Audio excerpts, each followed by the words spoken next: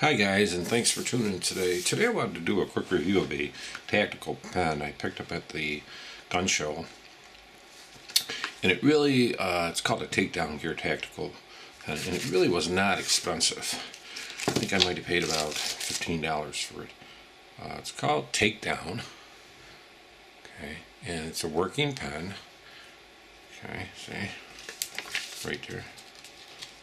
Okay, it's a working pen. Has a kind of neat,